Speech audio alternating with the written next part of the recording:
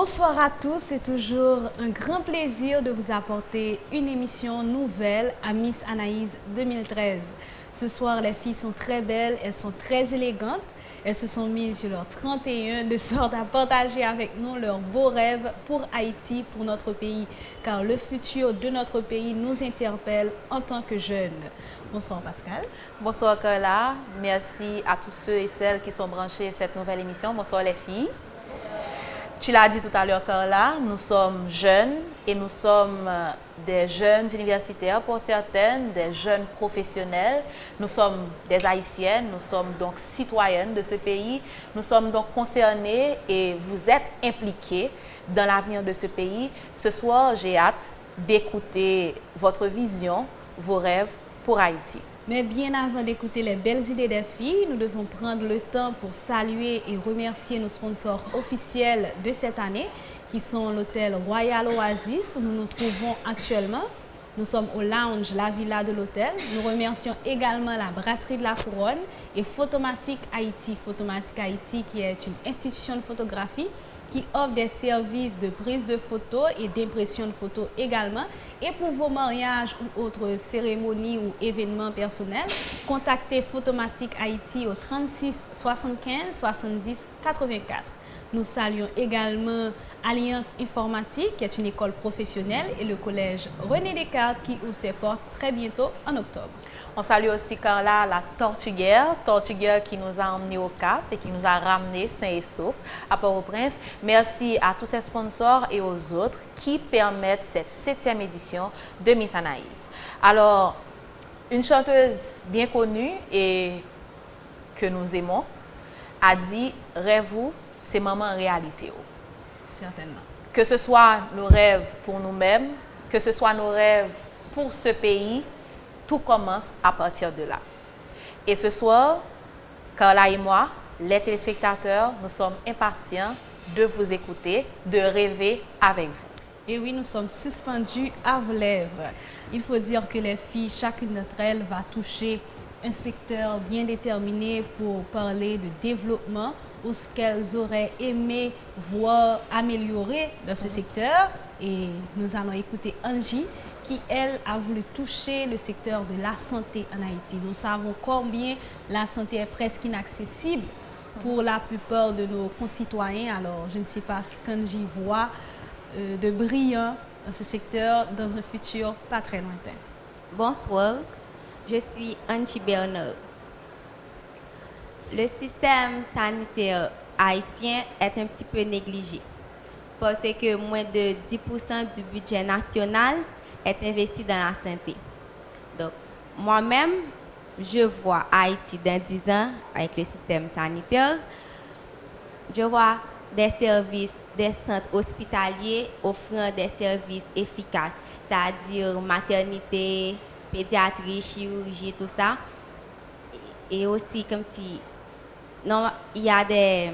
Et aussi, pour que cela se fasse, il faudrait que l'État investisse dans la santé. Et je vois Haïti avec beaucoup plus que 717 centres hospitaliers à travers le département. Je vois Haïti avec des centres hospitaliers et des médecins qualifiés parce que nos étudiants en médecine, après leurs études, ils fuient le pays soit par manque, soit parce que le salaire est trop petit, je ne sais pas.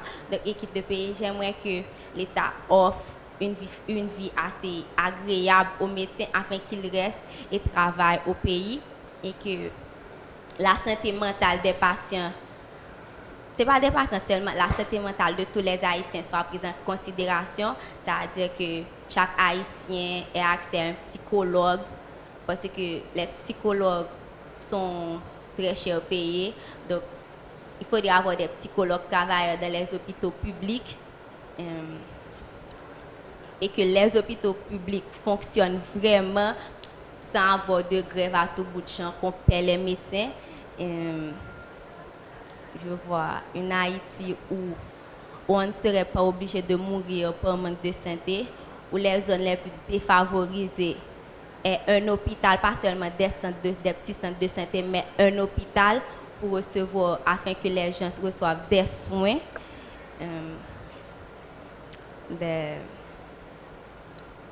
Bon, dans 10 ans, je vois Haïti avec un système sanitaire solide, qu'on ne soit pas obligé d'avoir beaucoup d'argent pour avoir la santé, parce que la santé, avoir le droit à la santé est un droit primordial. On doit avoir la santé. On n'est pas vraiment obligé de... Je vois en Haïti où on ne serait pas obligé de payer, de cher payer en plus pour avoir la santé. Où on ne serait pas obligé de voyager pour avoir certains soins, où notre pays offre vraiment des soins à tout le monde, et où les employés aient une assurance pour couvrir leurs frais d'hôpitaux afin qu'ils ne se ruinent pas en venant à l'hôpital. Donc, c'est ça. C'est là un bien beau rêve, Angie. Merci d'avoir voulu toucher ce point. Et vraiment, en Haïti, notre système de santé présente beaucoup de lacunes. La preuve en est bien grande. Certains de nos chefs d'État, à savoir les plus récents, même pour un bilan de santé, c'est à l'étranger qu'ils vont le faire. Même un bilan de santé, ils ne font pas ça en Haïti, ils vont soit aux États-Unis, soit à Cuba. C'est là le premier mauvais exemple, ce qui montre que la santé n'est pas vraiment un acquis pour nous. C'est vrai que le chef d'État, il peut se le permettre parce que nos taxes paient ses voyages pour aller prendre des soins à l'étranger. Mais et le petit citoyen, lui, qui ne peut pas se l'offrir et qui paie des taxes et qui ne peut pas profiter de ces taxes. Dans tous les pays du monde, la santé, ça coûte cher. Là, on est d'accord. Mais l'État fait en sorte de prendre en charge les citoyens, de leur garantir une sorte de facilité pour avoir accès à la santé. Par exemple, ils ont une assurance, une sorte de sécurité sociale qui leur permet d'avoir accès facilement à la santé. Et je pense que si nos taxes sont vraiment utilisées à bon escient comme elles devraient l'être, ce serait vraiment bien que chacun de nous en Haïti ait vraiment accès à la santé dès qu'on en a besoin. Et il faut souligner aussi, Carla, que ce rêve ne pourra devenir réalité. Nous ne pourrons pas avoir un système de santé qui puisse répondre à nos besoins si on a un système fiscal qui ne fonctionne pas non plus. Parce qu'on ne peut pas juste imaginer des hôpitaux, imaginer des centres de santé, imaginer des soins pour tous et que ça va apparaître comme par magie. C'est avec nos taxes, c'est avec notre contribution, c'est avec ça qu'on peut offrir ces soins. Donc, nous devons faire notre devoir de citoyen en payant nos taxes et après exiger maintenant qu'on puisse avoir les services qui nous sont dus en payant ces taxes. Donc, je pense que c'est extrêmement important et je pense que chaque enfant, chaque citoyen en général devrait à un certain moment ne pas se dire aussi qu'aller à un hôpital public, c'est signer son arrêt de mort. Parce qu'il y a des personnes qui se disent dès que tu vas dans un hôpital public ou bien dès que tu vas dans un centre de santé où tu ne paies pas une fortune, c'est garanti, tu ne vas pas avoir de bons soins, etc. Donc là, oui, c'est comme si on se disait qu'il faut payer cher pour avoir de bons soins. Et ça, c'est parce qu'on a un système de santé qui, comme tu dis, est boiteux. Donc, je pense aussi qu'il faut prendre ça en compte. Donc, merci Angie. Et là, moi, j'aimerais bien écouter Mélinda, car là, Mélinda va nous parler de quoi? Je suis Mélinda de la Tour. L'éducation, c'est ce qui prime dans une société. Pour moi, dans 10 ans, je vois un meilleur système éducatif par un meilleur résultat dans les examens du bac, c'est-à-dire un gros pourcentage. Un remaniement du système éducatif, c'est-à-dire apprendre en s'amusant. Cela va beaucoup aider les jeunes ou encore les enfants à aimer l'école ou encore à travailler davantage pour pouvoir apporter tout ce qu'il y a de mieux dans une société. Voilà ce que j'aimerais dans le système éducatif. Apprendre en s'amusant, ça a toujours plu à n'importe qui. Enfin, moi, quand j'étais petite, j'apprenais en m'amusant aussi. Donc, j'aimais jouer avec les petites lettres, les petits mots, je ne sais pas, les cubes. Ça, c'est formidable. Et c'est vraiment quelque chose qu'on a tendance à négliger dans certaines écoles. Parce que du moment que la personne trouve 2 pièces, tu vois, c'est 2 pièces seulement, c'est une petite maison et on te dit telle école de kindergarten jusqu'à la philo. et tu te demandes toujours, mais où se donnent les cours? C'est quoi cet espace? C'est même pas une maison qui peut avoir 2 chambres à coucher, salon, salle à manger. C'est même pas une grande maison où tu pourrais t'imaginer qu'il y a plusieurs pièces. Mais bizarrement, tu vois, de la kindergarten jusqu'à la philo, et il y a plusieurs vacations. Dans les écoles, il n'y a pas de cours de récréation. C'est vraiment minable de le voir. C'est vraiment désolant et triste. Parce que tu vois ces enfants, quand ils n'ont pas cours, ils vont dans les rues, ils vont gambader, ils vont, je ne sais pas, flâner, faire n'importe quoi dans les rues, mais ils n'ont pas de cours de récréation. Ça, je pense que ce serait un point important. Et c'est quelque chose... Et ça aussi, que là, les professeurs, l'école en général, perd aussi le contrôle des enfants comme ça. Parce que là, je me demande, est-ce qu'ils savent quels sont les élèves qui viennent, quels sont les élèves qui ne viennent pas. Où est-ce qu'ils sont quand ils ne viennent pas à l'école, parce qu'il n'y a pas vraiment une réglementation au niveau du système éducatif. Ça veut dire qu'au niveau des exigences qu'on fait à une école, avoir un espace pour les élèves pour qu'ils puissent se récréer, c'est essentiel dans une école. On ne peut pas être dans la rue et rentrer directement en salle de classe. Ce n'est pas normal. Donc, quelles sont les exigences qui sont faites à ces entre guillemets, ces écoles? Et parfois, les élèves se rendent compte qu'ils se sont fait berner, c'est quand ils doivent aller au bac. Parfois, ces écoles ne sont pas enregistrées, ils ne peuvent pas passer leurs examens parce qu'au niveau du ministère de l'Éducation, cette école n'existe pas. Donc, il n'y a pas, nous, les écoliers ne sont pas protégés, les enfants ne sont pas protégés, les parents ne sont pas protégés par des réglementations dans le système éducatif haïtien aussi. Et aujourd'hui, on parle d'éducation pour tous, ok? Mais je pense aussi qu'à un certain moment, c'est vrai, c'est important, l'éducation pour tous. C'est vrai, le grand rêve, ce serait que tout le monde puisse avoir accès à l'éducation.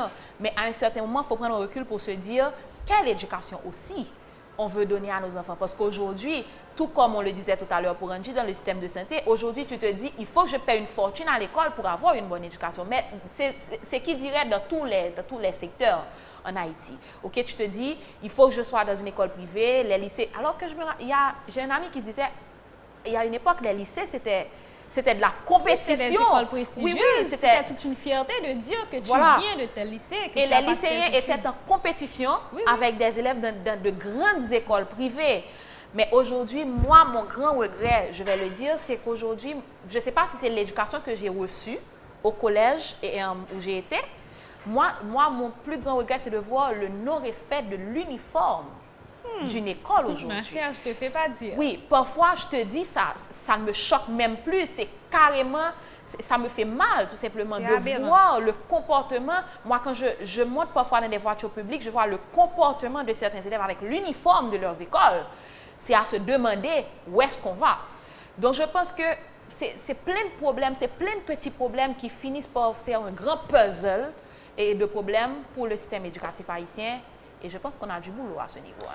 Et oui, il y a du pain sur la planche. C'est pour cela que j'ai parlé du remaniement du système éducatif haïtien.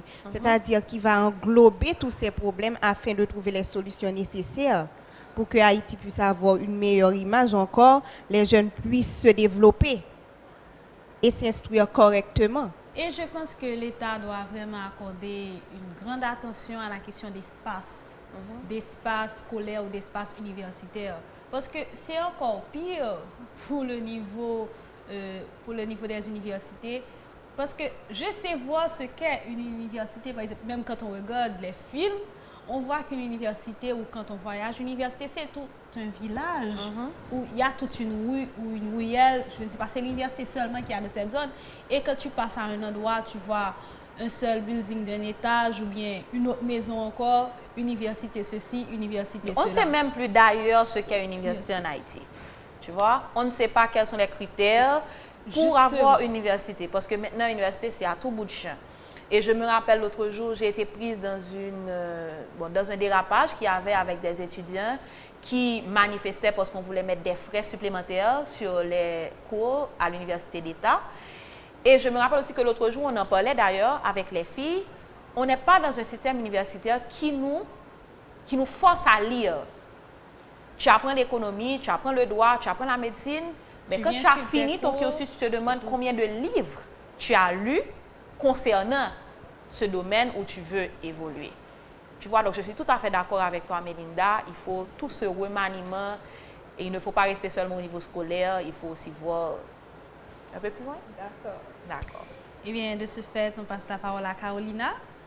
Carolina, elle va aborder un sujet qui est d'actualité, si on peut le dire comme ça. Elle va nous parler de son rêve, comment elle voit notre production locale et l'évolution de la technologie dans notre pays dans 10 ans. Dans 10 ans, moi, Carolina Rencher, en tant que jeune fille cadrée et formée, j'aimerais que nous soyons les premiers à avoir la formule de la voiture volante et aussi j'aimerais que nous ayons notre propre production de voitures comme AD Cars Production. Et je tiens à féliciter le jeune Coutal qui a posé la première pierre et je pense qu'en tant qu'Haïtiens, si nous avons la volonté, nous pouvons réaliser de grandes choses. Merci. Alors, tu veux parler du couteur qui a fabriqué un bus. Oui, exactement. Oui, dont tout le monde, enfin un autobus dont tout le monde est fier, on fait des photos avec, on poste sur Internet, c'est la fierté des Haïtiens, on est content, un Haïtien a fabriqué un bus, mais qu'est-ce qu'on va faire pour les suivis?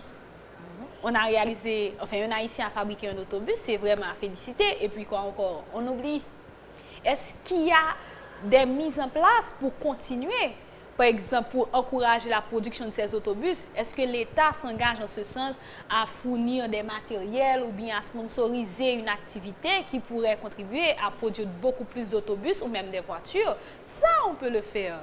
Oui, et je pense qu'en Haïti, nous avons beaucoup de jeunes qui ont des potentialités extraordinaires. Oui. Nous avons des jeunes qui ont été prendre des formations à l'étranger, que ce soit en Amérique, en Asie, et on en voit tellement, ok? Ils sont légion, ces jeunes qui ont une formation solide dans divers domaines, mais qui, en Haïti, ne peuvent pas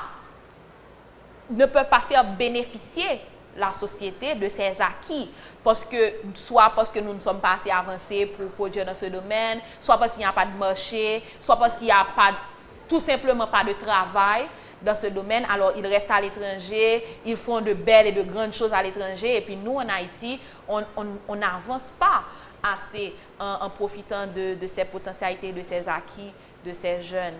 Et je pense aussi qu'il faut féliciter celui qui a réalisé cet autobus parce que, pour moi, c'est un rêve devenu réalité, quoi.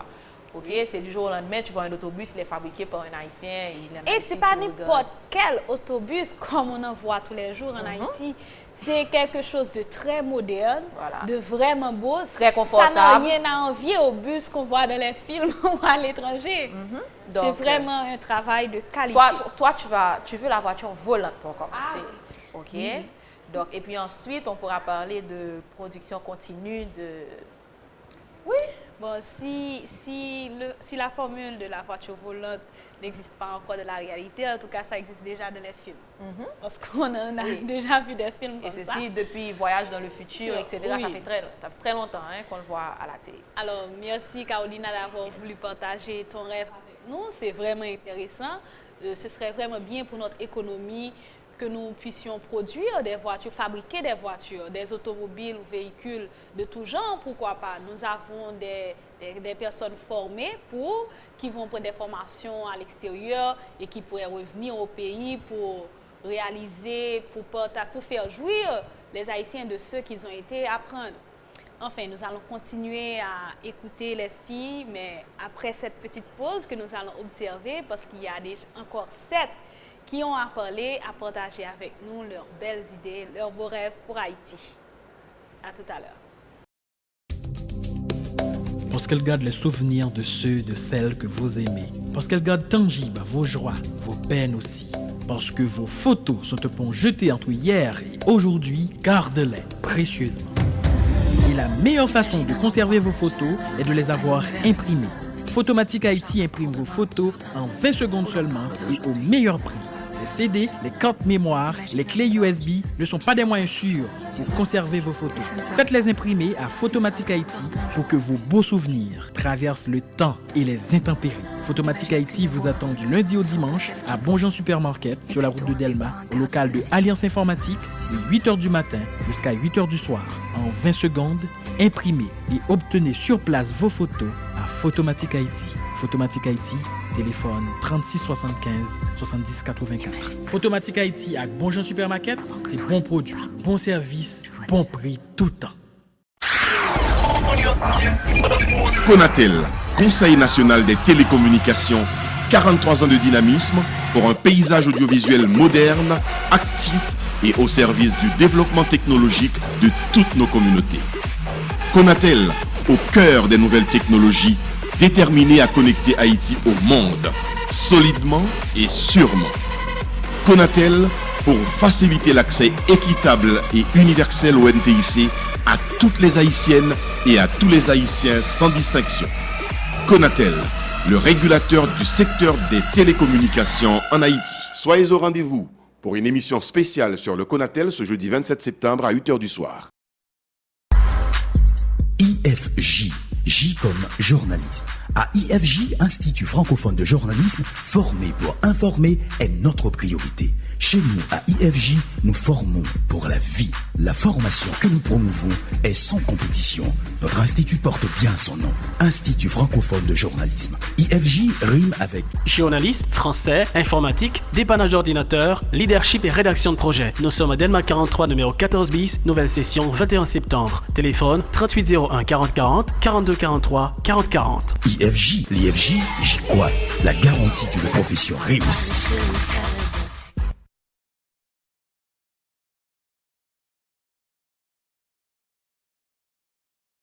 La première parmi les meilleures n'est pas un simple slogan, mais un titre mérité qui motive la USB, Unity School of Business, dans chacune de ses décisions, pour former des cadres appelés à servir avec efficacité dans les domaines suivants. Marketing et relations publiques, sciences administratives, secrétariat de direction trilingue, assistance administrative et marketing, ticketing et tourisme, comptabilité informatisée, technique et opérations bancaires, informatique bureautique, technique douanière. Visitez-nous sur Facebook en tapant USB Éduc. La nouvelle session débute en novembre avec l'horaire qui vous convient. Matin, médian, soir et week-end. Inscrivez-vous dès maintenant à la USB et bénéficiez d'une couverture d'assurance gratuite. Pour plus d'informations, appelez aujourd'hui même au 37 11 18 87 42 22 34 65 ou passez au numéro 2, impasse Saint-Just Christ 3, zone Collège Marianne. USB, le top of the line. La primera entre las mejores. Gracias.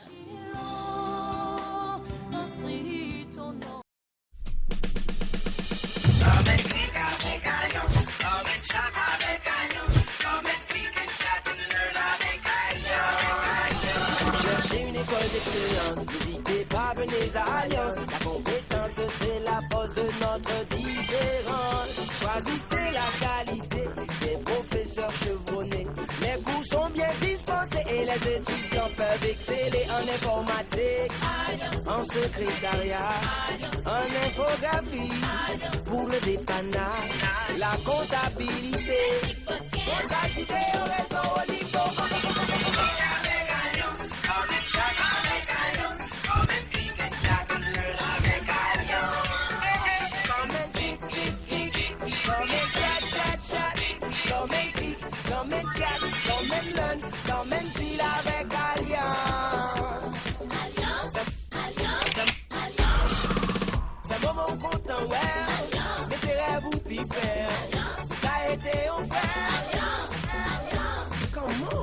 Cette année, nous avons également des cours de technique douanière, de journalisme, d'auto-école et d'anglais. Alliance Informatique, nous tout partout, tout près au Bolacaille, nous n'en Jérémy, au Cap, au Caille, Gonaïve, Saint-Marc, Port-au-Prince, Delma, Pétionville, Carrefour, Clercy, Guadeloupe, Champ-de-Mars, Centre-Ville. Pour plus d'informations, Alliance Informatique, 46 16 98 98.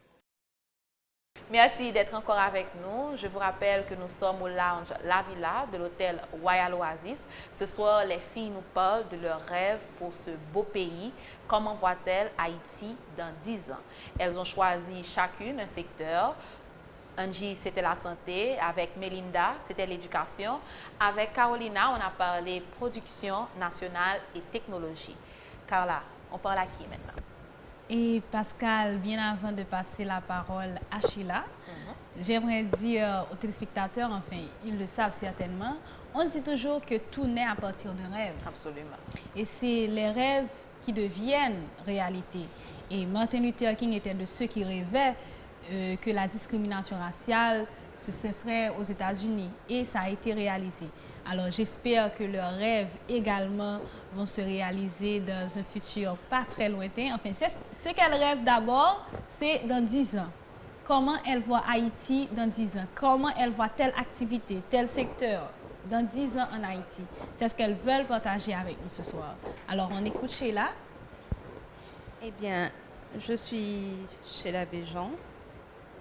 Si je dois donner un secteur dans lequel j'aimerais voir dans 10 ans un réel changement ou bien même un changement transcendant mais positif, ce serait le secteur du logement. Il y a beaucoup de personnes qui vivent de manière un peu difficile, sous des tentes, dans des bidonvilles ou bien dans des maisons construites de manière insalubre.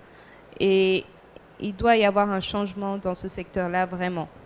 Et pour moi, dans 10 ans, j'aimerais qu'il y ait, je rêve qu'il y ait des logements appropriés, des logements confortables, parce qu'à l'heure d'aujourd'hui, tout le monde ne sait pas, enfin, c'est comme si on ne constate pas que chaque personne a le droit de vivre dans un logement, dans une maison, où il se sent confortable, où il se sent à l'aise, et qui soit aussi dans les normes.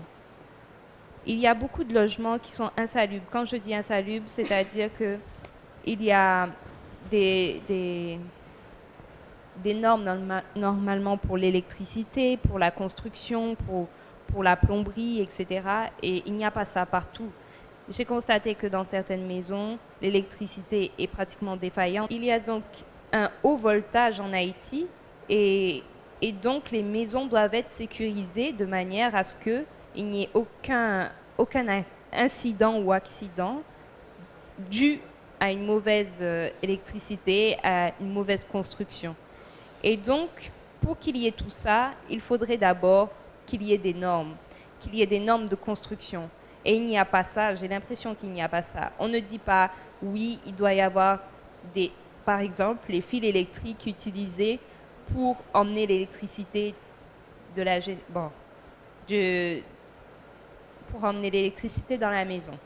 Eh bien, j'ai pu constater que parfois, certaines personnes utilisent des fils électriques ménagers pour faire rentrer des hauts voltages chez eux et ils ne se rendent pas vraiment compte du danger qu'il y a derrière ça. Pour la plomberie, par exemple, il y a des constructions, des maisons où il y a des fuites d'eau ou bien il y a beaucoup de mauvaises plomberies dans certaines maisons qui ne sont pas réparées et qui peuvent avoir des causes. L'humidité dans une maison, ce n'est pas bon. Et il y a certaines répercussions. Et d'ailleurs, parfois, on peut voir dans certaines maisons que la peinture commence à se décoller, etc. On voit ça souvent. Et d'ailleurs, il y a des répercussions sur la santé aussi, parce que ce genre de phénomène peut donner des cancers, peut donner tellement de choses. Alors, il faudrait prendre plus d'attention à la construction de sa maison, de son logis, parce que chacun doit être à l'aise chez soi, doit être confortable et aussi doit vivre de manière à ce que sa santé ne soit pas en jeu. Il ne faut pas qu'il y ait de problèmes qui puissent nous faire regretter d'avoir construit une maison.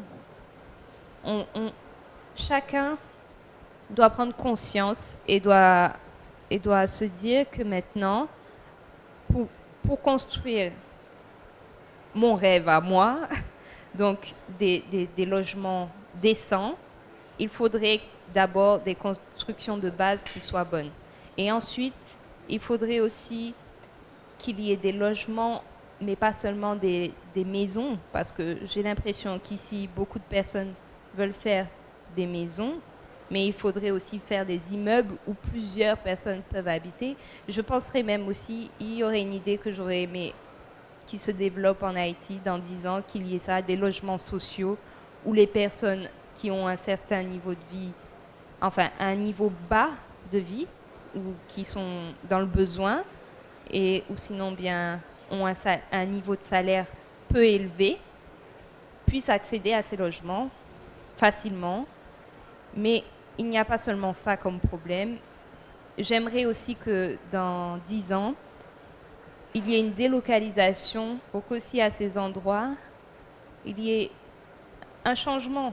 Il ne faut pas seulement construire là où il y a des choses attrayantes, où il y a les magasins, etc. Il faut délocaliser pour que le logement soit partout. On exploite peu de notre île. Il y a beaucoup d'environnements qui ne sont pas exploités. Et justement, c'est dû au logement parce qu'il n'y a pas de logement là-bas. Et tout le monde veut venir à Port-au-Prince pour y vivre, alors que le travail est peu, finalement. Il y a un taux de chômage beaucoup trop élevé. Et du fait de créer des logements dans des campagnes, ça pourrait aider à plusieurs changements dans d'autres domaines que d'autres filles vont parler, parce que le logement est important. Et j'espère que dans 10 ans, ça sera vraiment autrement et que ça aura vraiment évolué. Alors, effectivement, Sheila, l'un des problèmes qui soit à la base des problèmes de logement, justement, c'est cet exode rural, ce déplacement massif vers la capitale. Les gens viennent, ils se mettent là où ils peuvent. Je viens, après un an, j'emmène ma famille et il n'y avait pas de préparation, il n'y avait pas de moyens. Et là, on remarque ce phénomène de bidonvillisation. Donc maintenant, on a un autre terme pour les qualifier, on parle de quartier informel. Okay? Donc, tant que cet exode rural continuera à évoluer, on aura toujours ce problème de logement parce qu'il y aura toujours cette masse, cette population qui n'est pas préparée à venir vivre dans un espace qui, de toute façon, ne peut plus recevoir ce nombre élevé de personnes. Et ça résulte aussi du fait que dans ces campagnes dont tu parles, dans ces zones rurales, dans ces autres villes, il n'y a pas aussi de quoi vivre, il n'y a pas ces écoles dont on a besoin, il n'y a pas ce travail dont on a besoin, il n'y a pas ce système de santé dont on a besoin. Donc tout ce dont on a besoin se trouve concentré dans un seul espace. Donc les gens se trouvent aimantés par cet espace. Ils sont bien obligés voilà, de s'agglutiner. ça se comprend. Moi, je termine mes études secondaires, par exemple, on va dire dans une ville éloignée, et je veux aller dans une université, il y a quelque chose que je veux apprendre, mais je dois venir à Port-au-Prince. C'est vrai qu'on commence à décentraliser, mais il y a aussi ce travail énorme qu'il reste à faire pour pouvoir parer à ce problème qui est ce problème de logement. Alors, Pascal, j'aimerais juste porter une petite rectification pour toi, Sheila. En termes de construction, des façons de construire, des normes, tout ça, tu dis que tu as l'impression que ça n'existe pas. Et oui, ça existe bel et bien en Haïti. Il y a des permissions que tu dois avoir avant de construire. Et on t'impose des normes pour ce faire. Sauf qu'en Haïti, l'État est très négligent en ce sens et les gens se fichent pas mal de cette permission. Ils construisent où ils veulent et n'importe comment. Et c'est pour cela que nous avons autant de constructions anarchiques.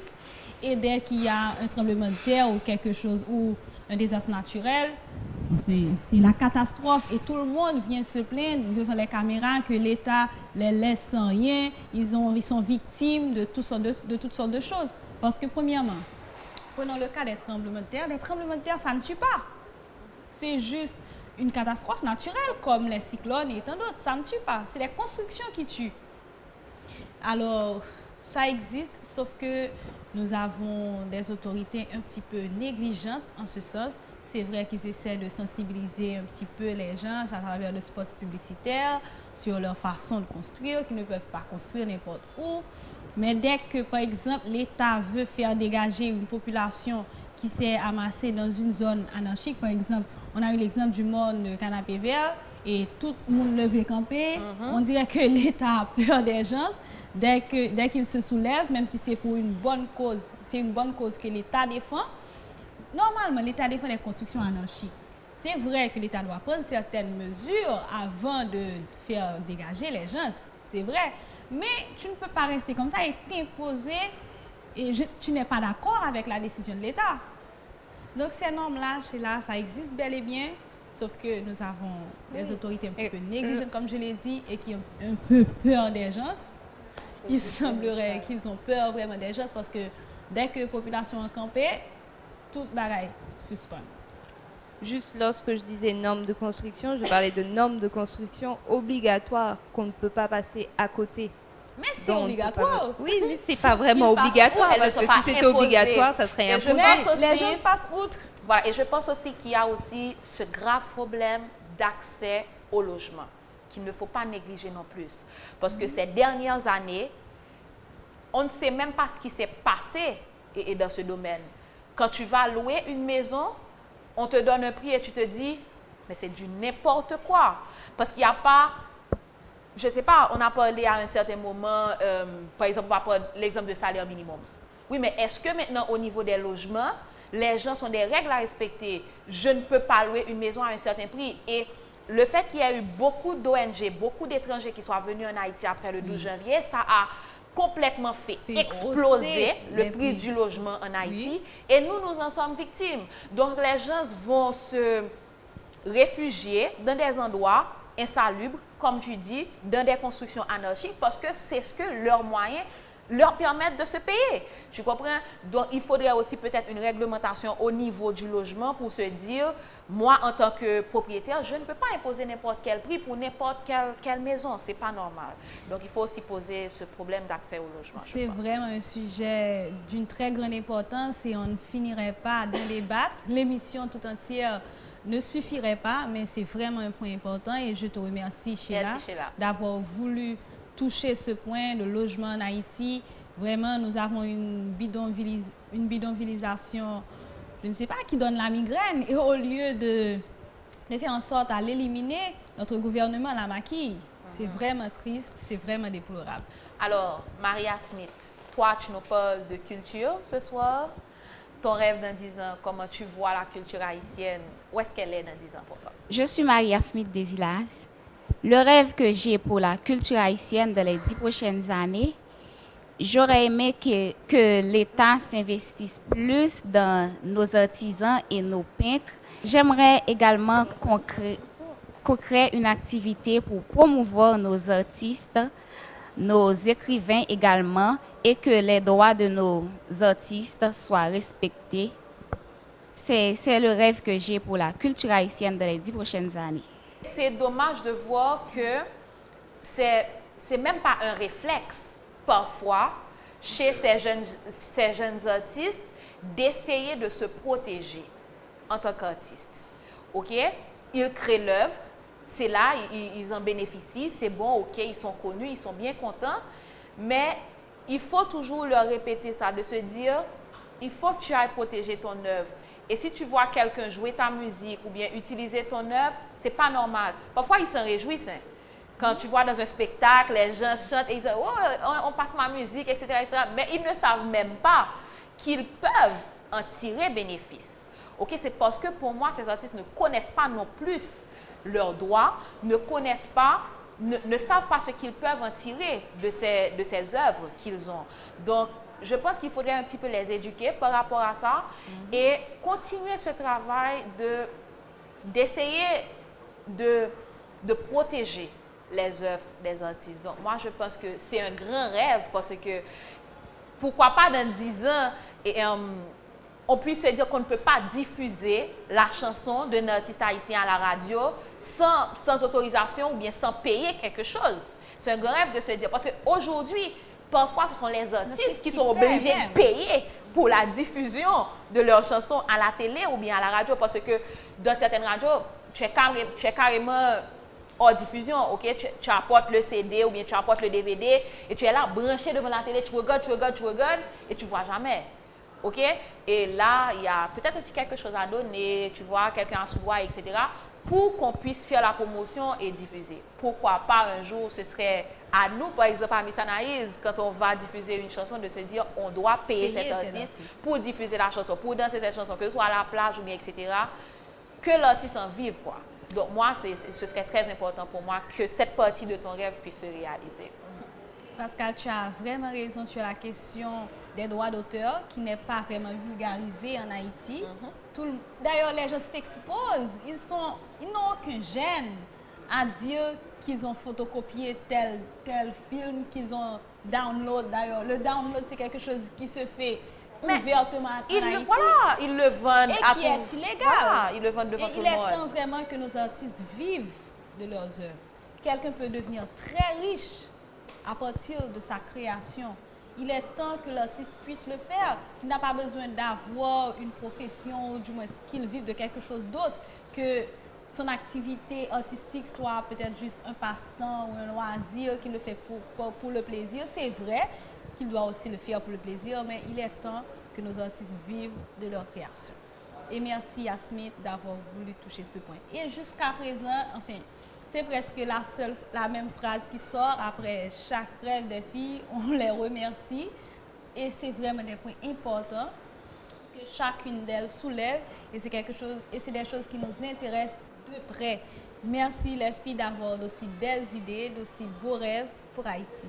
Alors nous allons écouter Stéphania. Que vous allez contribuer aussi à réaliser. Alors Stéphania, qu'est-ce que tu nous apportes aujourd'hui? Bonsoir les filles. Moi c'est Stéphania Dorsena. Moi parler de rêve moi dans 10 ans qui c'est infrastructure routière et maritime. En Haïti pas vraiment gain bon route, n'importe moment on attend un blocus. Et des fois piétons yo quitte espace puis au marché qui c'est trottoir là, yo prend la rue. Et des fois toujours jeune machin yo chita dans la rue, yo prend toute place que côté pour passer. Et là que passer par côté yo une tendance pour pousser en bas machine là que tu fais ça ou pas éclairer ou bagaille pour arranger ou prendre la rue parce que côté pour passer c'est pour yo lié. OK? Moi t'a aimé pour l'état créer un moyen pour mettre quelques consignes que nous-mêmes haïtiens nous supposés respecter et laisse ça a moins d'accidents. N'a senti nos piliers pour nous circuler dans la rue. Pour voyage bateau de Port-au-Prince à Jérémie, nous ne pas vraiment à l'aise, pas vraiment dans pour les voyager parce que nous sommes toujours pile sous pile. Toujours pile sous pile. Moi t'aime que pour l'état faire un genre pour mettre pour dans 10 ans dans rêve pas dans 10 ans pour gagner plus bateau pour passagers yo ka toujours trouver que confortable les que voyager. Moi voulais pour l'état haïtien prendre ça en considération pour gagner plus bateau pour nous voyager plus à l'aise. C'est rêve PAM pour Haïti dans 10 ans. Rêve pas Stéphania lui-même dans 10 ans à l'essence infrastructure routière et maritime, l'État remet que gagne plus bateaux et que l'heure où nous a voyagé en bateau que vous fait dans confort, que c'est un plaisir pour vous faire, que vous pas entasser une sous l'autre. Et pour route Stéphania, ou pas vraiment dit nous qui sont arrêtés ouais pour nous est-ce qu'on pas arrêté que nous gagne route en l'air, route en bateau même genre pile l'autre gros pays que justement qu'on point parce qu'on t'a touché que bateau d'île système métro. Justement, les Haïti les cas développé, nous pas un train, nous t'es qu'à développer bagay ça tout que qui t'apprend nous circulation plus facile et qui t'a fait plus vite et moins cher aussi. Et moins cher par exemple, on monde qui vivent les organes, t'as qu'à travailler Pétionville à l'aise sans problème. Donc je pense que par contre c'est exprimer ou pas exprimer mais j'espère que rêve ça aller au-delà de Sordio quand même. Et qu'un jour, il a réalisé.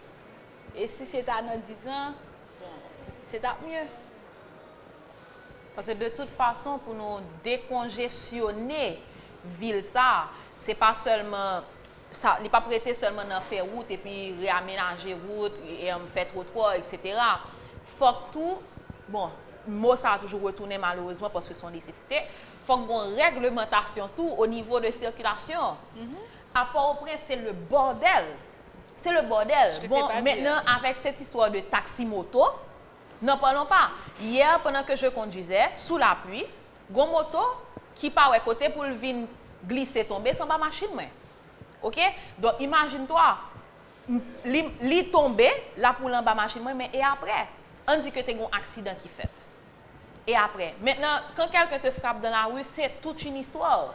Parce que tu as supposé gagner au AVCT, assurance simple, au frappe, et puis c'est fini. Mais tout est compliqué dans la circulation. Tu attends 3 heures voilà, pour que quelqu'un vienne observer. Les camionnettes, comment ils fonctionnent, les bus. On a de gros bus qui circulent dans des routes, même ce qu'on appelle l'autoroute de Delma, qui n'est pas vraiment une autoroute. Tu as de gros bus qui circulent n'importe comment. Quand tu es dans ta petite voiture, ils arrivent à grande vitesse sur la route, ils prennent tout espace là et les camions circulent à voilà, n'importe quelle heure, n'importe où. La raison du plus fort. Dans des petites ruelles, tu vois de gros bus, de gros camions qui passent. Donc c'est le bordel de ce qu'on appelle, même là où il y a les sémaphores, les feux rouges comme on les appelle.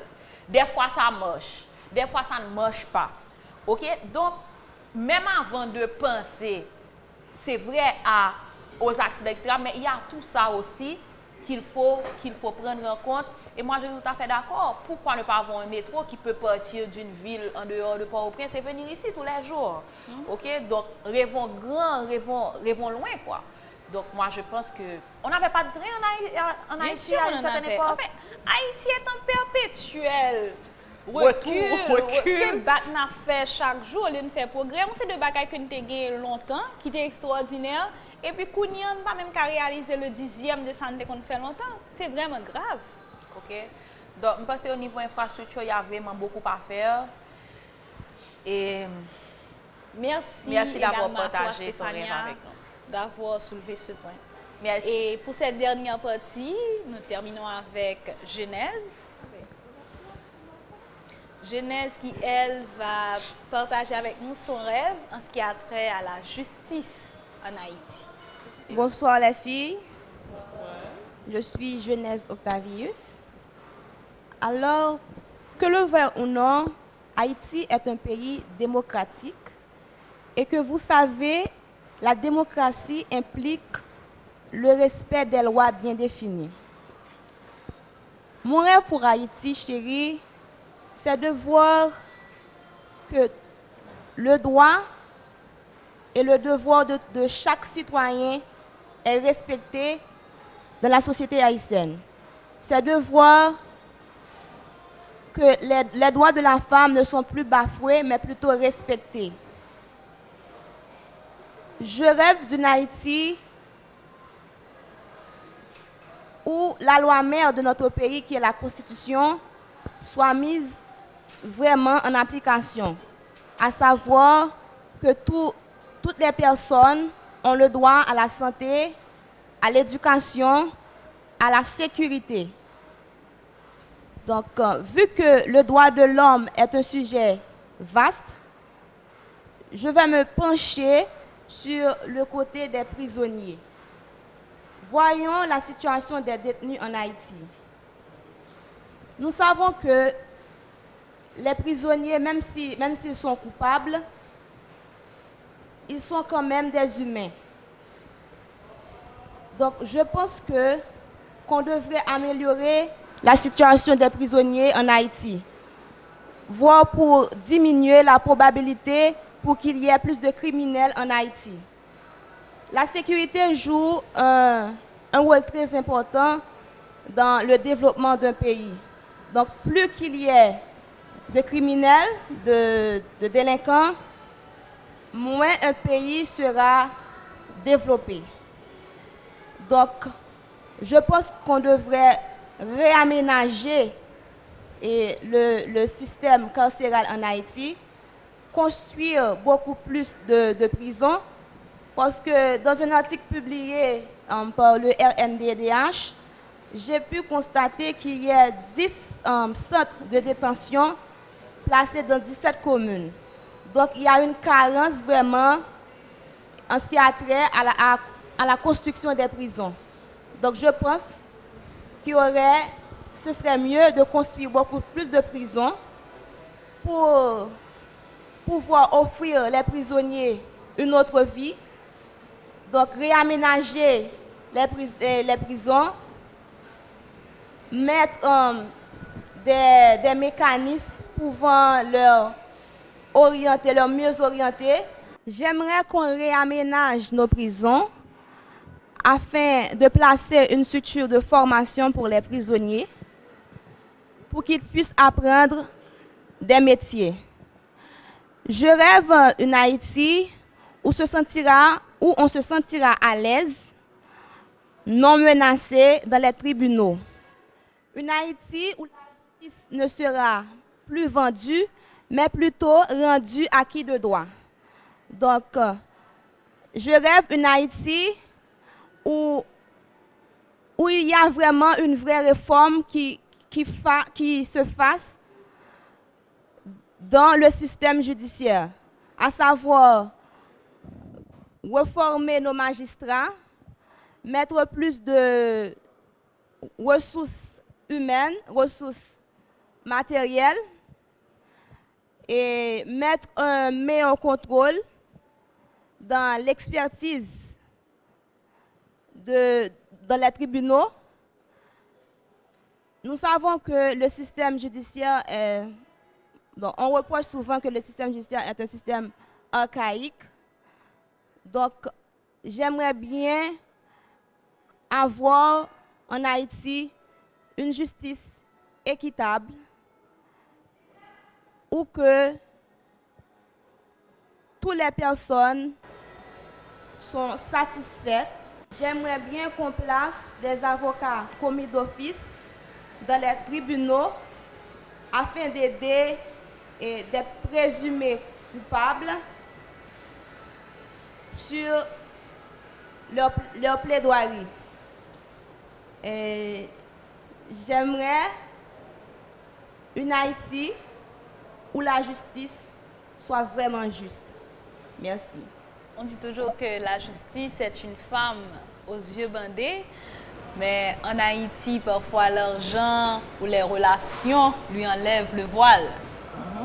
Eh bien, merci d'avoir touché ce point. Vraiment, en Haïti, il y a beaucoup d'injustices qui se font à l'égard de certains prisonniers. Parfois, ils vont en prison sans même avoir été jugés et ils vont directement au pénitencier, ce qui ne devrait pas se faire. Et dans les prisons, vraiment, ils vivent dans des conditions inhumaines.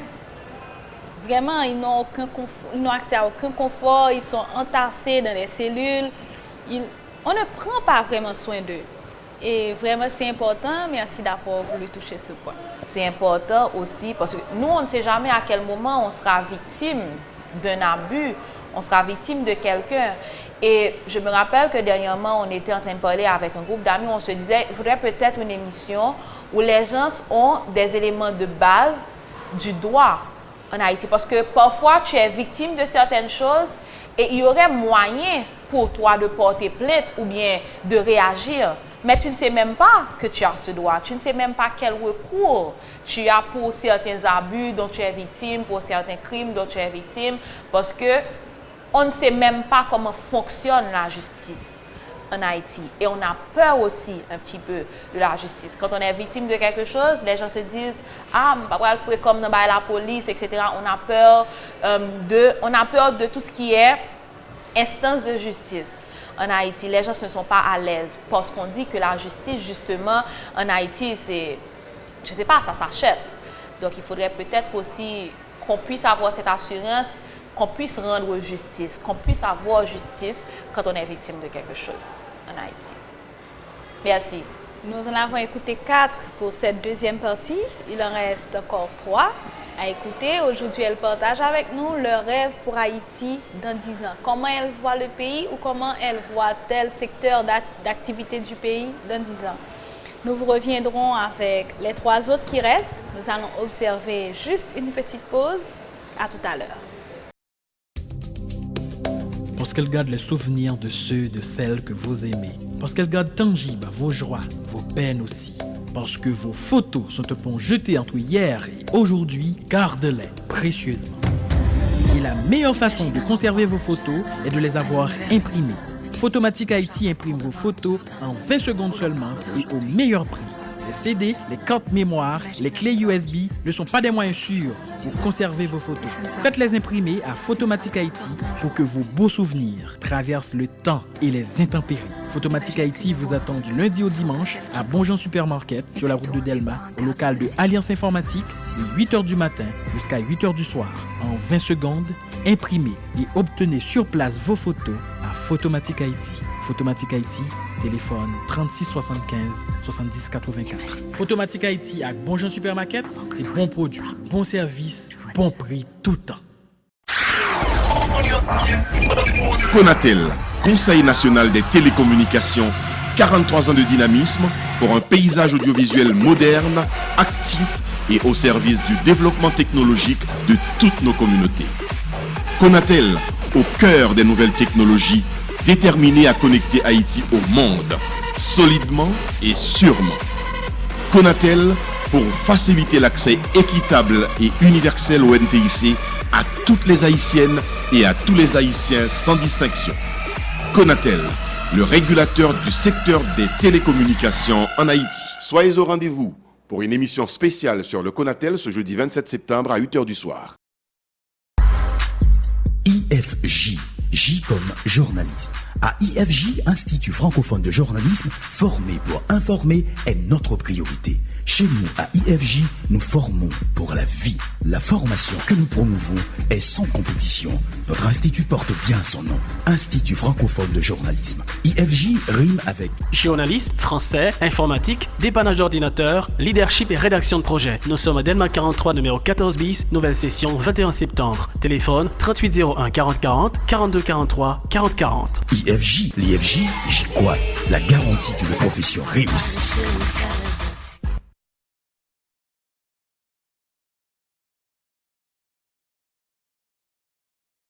La première parmi les meilleurs n'est pas un simple slogan, mais un titre mérité qui motive la USB, Unity School of Business, dans chacune de ses décisions, pour former des cadres appelés à servir avec efficacité dans les domaines suivants. Marketing et relations publiques, sciences administratives, secrétariat de direction trilingue, assistance administrative et marketing, ticketing et tourisme, comptabilité informatisée, technique et opérations bancaires, informatique bureautique, technique douanière. Visitez-nous sur Facebook en tapant USB Educ. La nouvelle session débute en novembre avec l'horaire qui vous convient. Matin, médian, soir et week-end. Inscrivez-vous dès maintenant à la USB et bénéficiez d'une couverture d'assurance gratuite. Pour plus d'informations, appelez aujourd'hui même au 37 11 18 87 42 22 34 65 ou passez au numéro 2, impasse Saint-Just Christ 3, zone collège Marianne. USB, le top of the line. La primera entre las mejores. Gracias.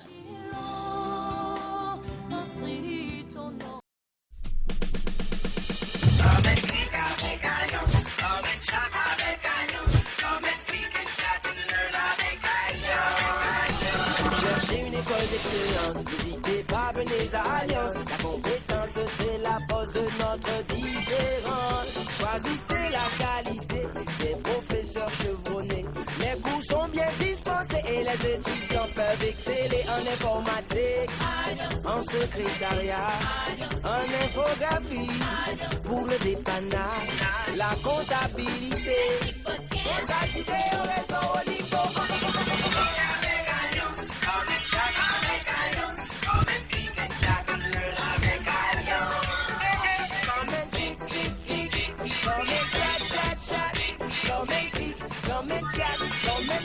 Come and deal avec Alliance. C'est moment content, ouais. Mettez rêves ou pifère. Ça a été offert. Cette année, nous avons également des cours de technique douanière, de journalisme, d'auto-école et d'anglais. Alliance Informatique, nous tout partout, tout près au Bolacaille, nous dans Jérémy, au Cap, au Caille, Gonaïves, Saint-Marc, Port-au-Prince, Delma, Pétionville, Carrefour, Clercy, Guadebouquet, Champ-de-Mars, Centre-Ville. Pour plus d'informations, Alliance Informatique, 46 16 98 98. Merci d'être encore avec nous. C'est la dernière partie de cette émission. Là, nous allons écouter les 3 dernières postulantes qui vont partager avec nous leur vision pour tel secteur, leur rêve pour ce pays dans 10 ans, comment elles voient Haïti, comment comment est leur vision pour ce pays dans les 10 prochaines années.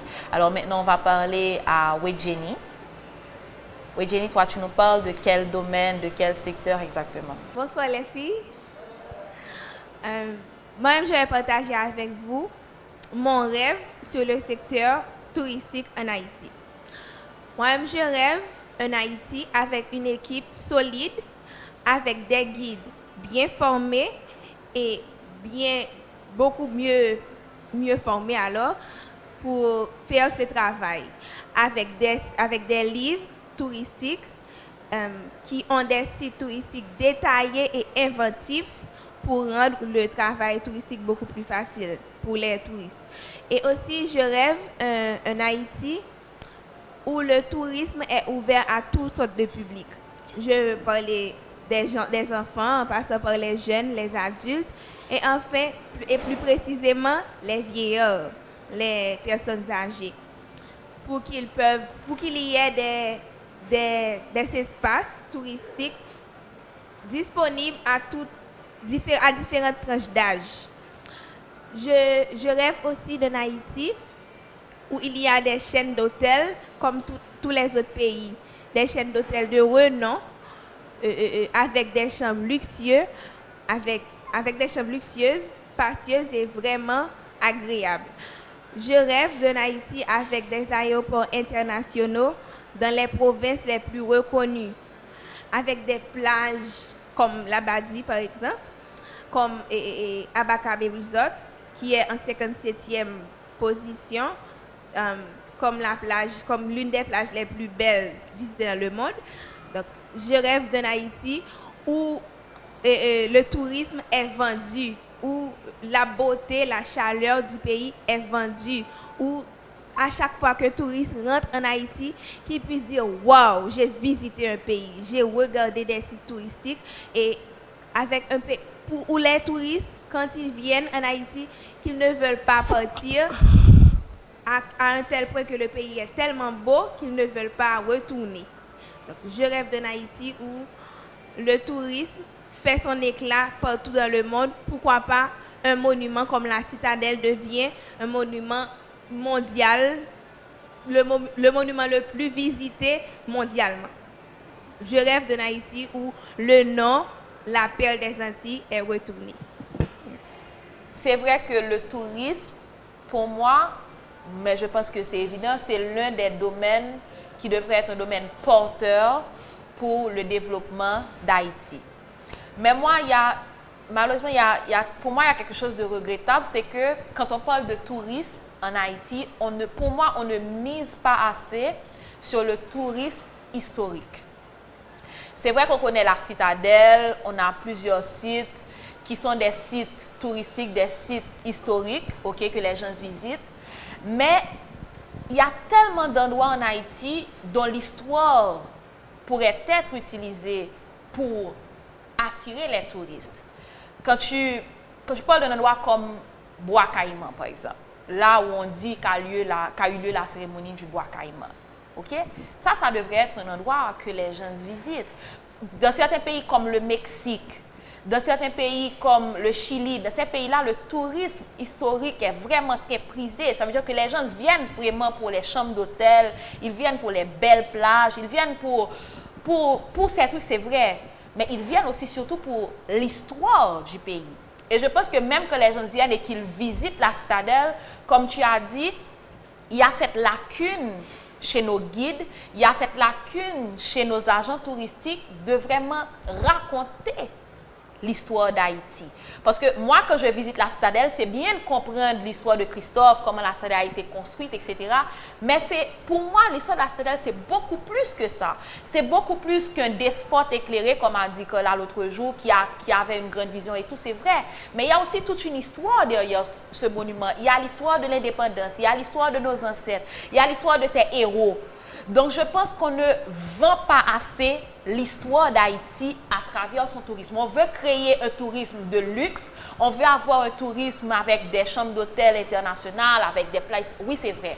Mais je pense qu'on devrait aussi miser sur notre histoire pour attirer, parce qu'on est quand même la première République. Voilà, on est quand même, c'est pas rien, quoi.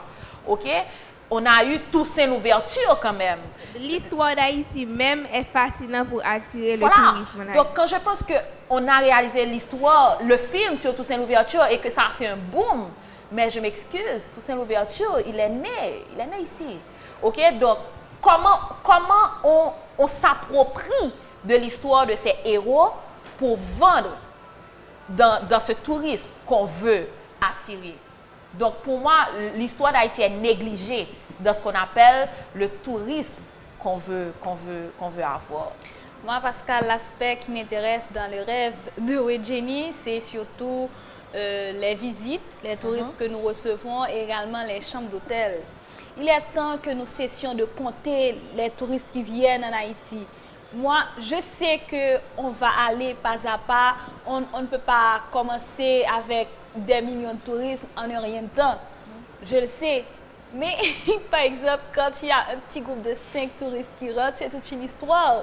Alors qu'avec tous les efforts qui vont être mis en place, on n'aura même pas le temps de compter les touristes qui viennent en Haïti. Et pour la question des chambres d'hôtel, je pense que jusqu'à présent, si j'en crois aux chiffres que Falance vient de nous donner tout à l'heure, on a 2490 chambres d'hôtel en Haïti, rien que ça, alors que la République dominicaine a déjà touché les 50 000. Donc, en ce sens, je crois qu'il y a des petits efforts qui sont en train d'être faits, mais ce n'est pas encore ça. En parlant d'efforts... Et je crois que là, c'est aussi pour ça que ce tourisme local aussi n'arrive pas à décoller. Parce que des chambres d'hôtel, c'est extrêmement cher. Quand tu vas en province et que tu veux aller dans un hôtel, disons qu'une famille se déplace pour aller dans une ville, aller faire du tourisme local, comme on dit, mais quand tu vois le montant que tu paies rien que pour l'hébergement, rien que pour les chambres d'hôtel, c'est une fortune. Ok, donc c'est parce qu'il n'y a pas assez de chambres d'hôtel. Donc ça coûte cher aussi, le tourisme local. Et on devrait pouvoir miser sur ça. Parce que moi, quand je vois ce qui est arrivé au Cap pour le carnaval national, moi je me dis qu'il y a des trucs qui peuvent faire avancer ce pays. Dès qu'il y a une festivité dans une ville, à peine ça peut recevoir quelques centaines de touristes. Et le tourisme n'est pas vraiment accessible aux Haïtiens. Pas du tout. C'est ce qui nous désole. Et en parlant d'efforts qui sont en train d'être faits en termes de chambres d'hôtel, il faut féliciter l'hôtel Royal Oasis, qui est un de nos sponsors officiels de cette année. Royal Oasis qui est apparu sous le label de Occidental Resort, qui est une chaîne d'hôtels luxueux à travers le monde. Nous sommes en Royal Oasis, c'est un hôtel luxueux en Haïti, c'est un hôtel 5 étoiles et déjà cet hôtel a 130 chambres. Donc 130 chambres, c'est pas rien en Haïti pour un début. Oui, et vraiment nous félicitons l'hôtel Royal Oasis. Et merci à toi également, Wedjeni, d'avoir touché le point du tourisme en Haïti, c'est très important. C'est un petit peu en évolution, bien que c'était déjà là. Ça a connu une baisse considérable les dernières années. Mais par exemple, en 1960, Haïti était la première destination touristique de la Caraïbe. Difficile à imaginer, on sait, mais c'était ça. Oui, c'est vraiment difficile à y croire.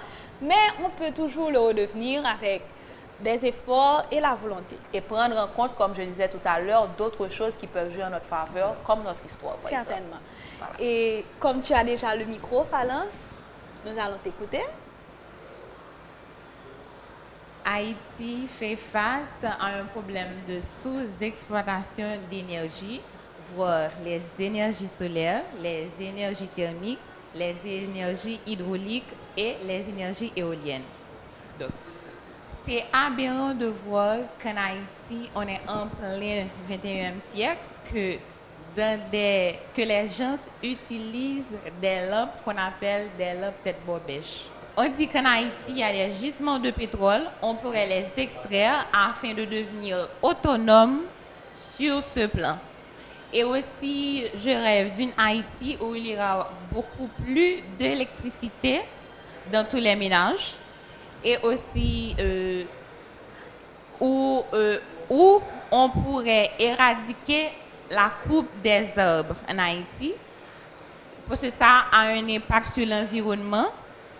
Donc ça réduit le pourcentage de couverture forestière que nous avons en Haïti. Et le futur, c'est maintenant.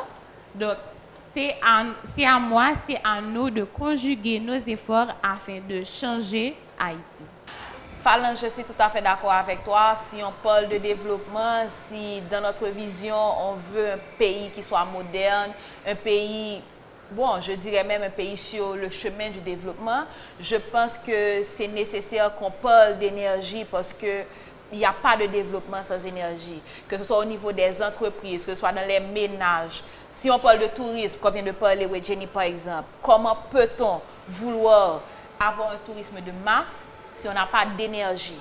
Aujourd'hui, au niveau des entreprises, au niveau des écoles, au niveau des institutions, c'est une véritable ruine pour l'énergie, que ce soit en termes de génératrices, etc. Et même, comme tu disais, le coût de l'électricité en Haïti, c'est une ruine. Alors, je pense qu'aujourd'hui, on parle beaucoup d'énergie et ce serait aussi de mise de penser aussi à une énergie renouvelable. Donc, je pense que, comme tu dis, dans 10 ans, ce serait magnifique de voir qu'on puisse bénéficier de 24 heures d'électricité et pas 24 heures d'électricité avec 16 heures avec la génératrice, 8 heures avec l'inverteur, mais plutôt 24 heures d'énergie avec ce qu'on appelle l'électricité d'Haïti, l'EDH. Mon petit doigt me dit que ça ne prendra pas autant de temps. Bon, on l'espère. Moi, je serais vraiment heureuse et je suis sûre que toutes les filles aussi. En parlant d'énergie, l'électricité, nous savons à quel point c'est important pour nous. On espère que vraiment dans un futur pas très lointain, pour ne pas dire vraiment très proche, qu'on pourra jouir de l'électricité 24 heures sur 24.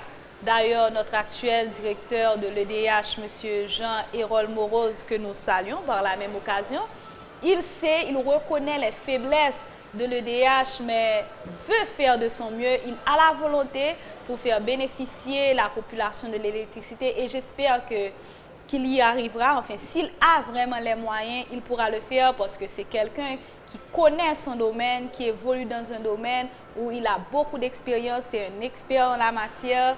On espère qu'il atteindra son but. Alors, nous allons passer la parole à la toute dernière, qui est Régine Pierre. Bonsoir, je suis Régine Pierre. En effet, dans mon rêve, dans 10 ans, je vois une Haïti avec une nette progression de l'égalité des sexes. Certains d'entre vous, derrière votre écran, va peut-être dire que je rêve l'impossible. Mais je dis que non. Nous, les Haïtiens, nous avons un problème. Lorsque nous voulons prendre une décision, lorsque on veut entreprendre quelque chose, on se dit toujours que ce n'est pas le bon moment. Laissez-moi vous dire que le bon moment, c'est celui que vous aurez choisi. Dans mon rêve, bien sûr que j'ai aussi le rêve de voir une Haïti verte, une Haïti avec un environnement sain, une Haïti où les touristes abondent, une Haïti avec moins de chômage. Mais j'ai fini par constater qu'il y a un problème, qu'il y a un point beaucoup plus profond, comme une plaie béante, une blessure beaucoup plus profonde. Il s'agit de la question de genre, la question de l'égalité des sexes. Et croyez-moi, si on veut vraiment apporter un changement, si on veut voir concrétiser cette vision d'une Haïti émergente à l'horizon futur, si on veut vraiment matérialiser ce rêve haïtien qui est de voir une Haïti prospère, vraiment développée, il faut commencer par accepter le rôle des hommes et des femmes dans la société. Et je pense aussi que la participation active des femmes dans la vie politique du pays est très importante. Parce que les pays qui ont progressé, ne croyez pas qu'ils ont réussi parce qu'ils ont singé les autres nations. Ils ont réussi parce qu'ils ont pris conscience de leur état et ont décidé de s'unir ensemble afin de trouver une solution. Pourquoi en Haïti, les femmes ne peuvent pas garder leur poste dans le gouvernement? Par exemple, dans 10 ans, je rêve qu'Haïti ait une femme comme président, une femme compétente, une femme de cerveau capable de prendre les bonnes décisions pour son pays. Donc je pense que le temps est venu d'ouvrir nos bras au changement sans pour autant changer nos valeurs, de mettre de côté ces questions de stéréotypes qui nous empêchent de progresser, c'est-à-dire de juger les femmes comme des faibles, incapables de s'investir, de s'initier dans les activités du pays. Donc je pense que mon rêve est que dans 10 ans, les femmes soient beaucoup plus émancipées et s'intègrent beaucoup plus dans les activités sociales, politiques et autres. En ce qui a trait à l'égalité des sexes, je raffole de ton rêve. Entre hommes et femmes, je ne suis pas féministe, moi personnellement. Et je pense que le jour où ton rêve se réalisera, il n'y aura plus de féministes parce que ces gens-là n'auront plus raison d'être. Parce que s'il y a égalité entre hommes et femmes, ce n'est pas la peine d'avoir des féministes ou des personnes qui militent pour l'égalité entre hommes et femmes. Mais pour que ton rêve soit réalisé, il y a beaucoup d'efforts qui doivent être entrepris, et ce, à la base.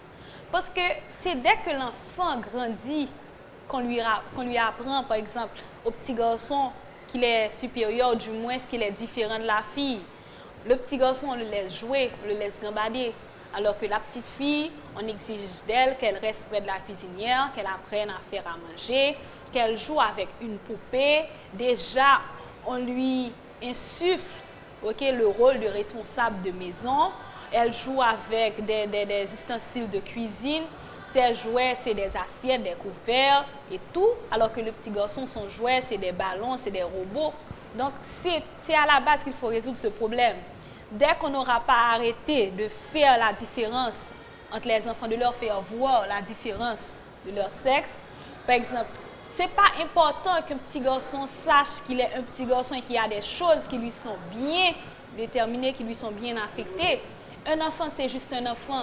Dès qu'on n'aura pas commencé... Alors, il y a des pays qui le font déjà. La Suède est très en avance en ce sens. La France aussi imite ce mouvement. Mais eux, ils exagèrent même un petit peu. Ils vont jusqu'à faire porter aux enfants, aux garçons, les habits de filles. Et pour les filles, ils font de même. Ils font des coupes de garçons pour les filles portent des jeans, des chemises, des pantalons, les garçons portent des robes. Et oui, c'est vrai, les garçons portent des robes comme des filles. Ça, je trouve que c'est un petit peu peut-être exagéré, mais j'aime l'idée. L'idée, c'est que les enfants, ils sachent qu'ils sont des enfants. L'important pour eux, ce n'est pas d'être un garçon ou une fille. Déjà, là, de ça va naître cette égalité. OK? La fille ne se sentira jamais inférieure. Peut-être, je ne vais pas parler du côté physique, parce que les garçons sont plus forts physiquement, ça, ce n'est pas un problème. Mais la fille ne se sentira pas limitée à faire certaines choses. Une fille qui fait du sport, par exemple, qui joue au football, n'aura pas besoin d'avoir une image de garçon manqué, parce qu'elle saura que c'est normal de jouer au football pour une fille. Donc, c'est des petites choses qui doivent vraiment être réglées à la base avant de parler d'égalité entre les sexes. Mais moi, je suis pour, et comme tu l'as parlé tout à l'heure, notre gouvernement a donné le bon exemple. Ils ont respecté le quota des 30%, de la représentation de 30% de femmes dans le gouvernement. On a beaucoup de femmes qui jouent des rôles très importants à ce niveau. Et c'est appréciable. Moi, je pense qu'on attribue à tort cette lutte de l'égalité entre hommes et femmes aux féministes. C'est vrai que les féministes sont celles et les pro-féministes sont ceux qui ont mené la lutte, sont ceux qui ont porté la lutte. Mais je pense que la question d'égalité entre hommes et femmes est une question d'intérêt général. Parce que même en n'étant pas féministe, en étant femme, quand tu vois l'écart salarial qu'il y a, rien qu'un exemple, l'écart salarial qu'il y a entre les hommes et les femmes, tu n'es pas obligé d'être féministe pour que tu sois révoltée. Alors qu'ils font le même travail. Voilà. Et même dans le continent où cette cause est la plus avancée, qui est le continent européen, l'écart salarial, c'est un scandale. Donc, je n'ai même pas besoin de te dire dans certains pays comme Haïti. Donc, pour moi, l'égalité entre hommes et femmes, l'égalité des sexes, ce n'est pas une question, n'est pas une lutte pour les féministes. Pour moi, c'est une question d'intérêt général pour les femmes, tout d'abord, c'est indéniable, mais aussi pour les hommes, heureusement. Pour les femmes, parce que de toute façon, nous avons été élevés dans un système patriarcal qui fait que nous, les femmes, nous sommes victimes de ce système. OK? Mais c'est aussi une question qui devrait intéresser les hommes. Parce que de toute façon, quand on regarde sur tous les aspects, que ce soit les aspects sociaux, les aspects économiques et même les aspects politiques, ça ne profite à personne. Ça ne profite à personne. C'est une illusion que cette inégalité entre hommes et femmes puisse profiter aux hommes. Peut-être sur certains points comme cette domination masculine stupide, etc. Mais quand tu regardes profondément, au niveau social, au niveau économique, ça ne profite à personne. Mais vraiment personne. Donc je pense que, comme je t'ai dit, même en Europe, où on a vu les plus grands progrès dans ce domaine, il y a tellement de travail à faire que je n'ose même pas faire une analyse de ce qui reste à faire en Haïti. C'est presque cauchemardesque. OK? Mais je pense que si dans 10 ans, on arrive à s'approcher un tout petit peu, un petit peu plus de cette égalité entre hommes et femmes, on va en voir les répercussions à tous les niveaux de la vie, que ce soit dans les foyers, que ce soit dans les milieux de travail, que ce soit dans les espaces publics. On va voir les changements. Et ce ne seront pas seulement des changements qui sont profitables aux femmes, mais aussi aux hommes. Donc moi, comme j'ai dit, je raffole de ton rêve en étant non seulement féministe, mais en étant aussi spécialiste en genre. Quand je vois quelqu'un qui prend un petit peu conscience de l'ampleur du problème, ça donne au moins espoir qu'on puisse avancer, même à petits pas. Alors, pour faire un résumé du contenu de l'émission d'aujourd'hui, il faut dire que chacune des filles a exprimé son rêve pour Haïti, comment elles voient Haïti dans 10 ans, et elles ont chacune touché un secteur bien particulier pour dire comment elles voient l'évolution de ces secteurs, les changements qui peuvent être opérés et comment connaître un vrai développement en Haïti. Elles ont chacune exprimé leur rêve. Mais nous aussi, à Miss Anaïs, nous avons un rêve, pour ne pas dire des rêves.